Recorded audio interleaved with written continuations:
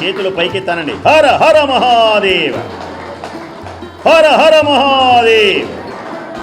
ఎప్పుడైతే ప్రళయ రూపాన్ని మొత్తాన్ని ఆయన బంధించి వేశాడు, శిరస్సులో ఎప్పుడైతే బంధించి వేశాడో ఆ నల్లని ఆకారం కలిగినటువంటి పురుషుడు ఆ బంధించడాన్ని చూసి పొంగిపోయి ఆహా ఆహా శంకర ఎంత బాగున్నా అని పొంగిపోయినాడు. పొంగిపోవటంతో ఆనంద పారవస్యం చెందటంతో ఆ మహానుభావుని యొక్క చెవి నుండి ఒక కర్ణిక అంటే చెవి నుండి ఒక మణి, ఆ చెవులకి ఉన్నటువంటి మణి టపామని రాలిపోయింది. ఆ నల్లని ఆకారం కలిగినటువంటి వాడి పేరే, మహానుభావుని పేరే, ఆ దివ్య తేజోమయమైనటువంటి మూర్తి పేరే నారాయణుడు. ఆయన పేరే విష్ణుమూర్తి.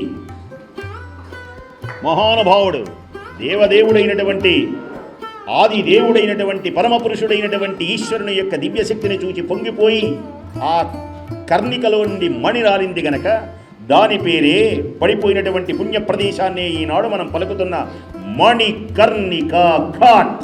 ఇది మహా ఇష్టమైనటువంటి ప్రదేశం. అందుచేతనే అన్ని ఘాట్లు గొప్పవే, కానీ ఈ మణికర్ణిక ఘాట్ గొప్పది అంటారు. అత్యంతమైనటువంటి పవిత్రమైనటువంటి నగరం ఇది. జల ప్రళయము నుండి రక్షింపబడినటువంటి నగరం. జగత్తుని రక్షించమని మహానుభావుడైనటువంటి పరమేశ్వరుని బ్రహ్మ విష్ణుమూర్తులు ఋషులు అందరూ కోరారు. మహానుభావుడు ఆ కోరికను అనుసరించి మహానుభావుడు ఇక్కడ దేవతల యొక్క కోరికను అనుసరించి భూమిని చీల్చుకుంటూ దివ్య తేజోమయుడై మహానుభావుడు వెలసిన పుణ్యమైనటువంటి శివలింగమే ఈనాడు మనం చూస్తున్నటువంటి పుణ్యమైనటువంటి కాశీలో ఉన్న శివలింగం. విశ్వేశ్వరుడు అనేటువంటి పేరుతో ఇక్కడ స్థిర నివాసం ఏర్పరచుకున్నాడు. విశ్వేశ్వరాయ నరకాంతక తారణాయ, విశ్వేశ్వరాయ నరకాంతక తారణాయ, దారిద్ర్య దుఃఖదహనాయ నమః శివాయ.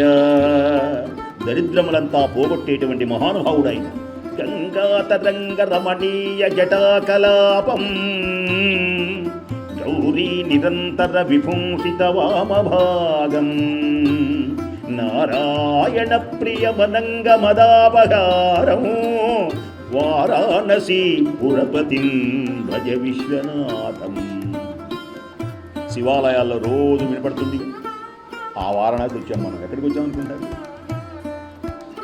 మీ శివాలయాలలో, మీ గృహాలలో పావనం చేసే పుణ్యమైనటువంటి ఏ స్తోత్రమైతే ఉన్నదో, దివ్యమైనటువంటి ఆ స్తోత్రం ఇక్కడ ఆ ప్రదేశానికి వచ్చాం. వాచామగోచరమనేక గుణస్వరూపం, వాగీశ విష్ణు సురసేవిత పాదపీఠం, వామేన విగ్రహ వరేణ్య కళత్రవంతం, వారాణసీ పురపతిం భజ విశ్వనాథం. ఇంకొక విశేషం ఏమిటి అంటే, ఈశాన్యం వైపు ఉంటుంది ఇక్కడ దివ్యమైనటువంటి విశ్వేశ్వరుని యొక్క దివ్య లింగం. నిరంతర అభిషేకాలు జరుగుతూ ఉంటాయి. ఇరుకైనటువంటి సందుల్లో ఉన్న మహానుభావుడు తన యొక్క తేజస్సుని ప్రపంచం మొత్తం వ్యాపించిన పుణ్యభూమి. అద్భుతమైనటువంటి ఆనంద శిఖరాలు అన్నంత దూరాన కనపడుతుంది.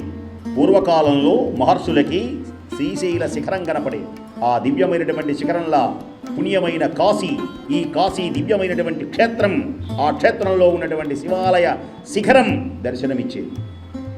ఇప్పుడన్నీ పెద్ద పెద్ద మేడలు శిఖరం కంటే ఎక్కువైపోయినాయి. అల్లంత దూరాన్ని చూసేవాళ్ళట ఊరు బయటనే. ఆహా అదిగో అదిగో చూడండి చూడండి. ఇంకా కాశీకి రాకముందే విను వీధిన్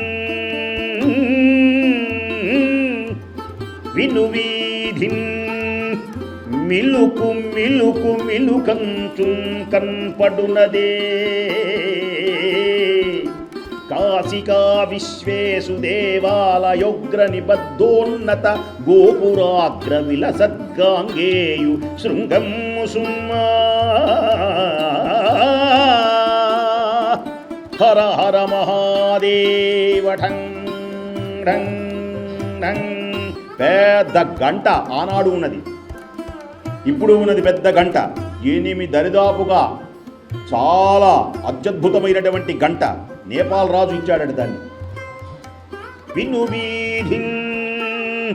ఆ ఊరు బయటికి రాగానే మన ఊళ్ళో కూడా పెద్ద పెద్ద గుళ్ళ మీద లైట్లు పెడతారు. లైట్లు అసలు ఆ లైట్తో పని లేకుండానే శిఖరంలో నుంచి వస్తాయి కాంతులు ఇక్కడ.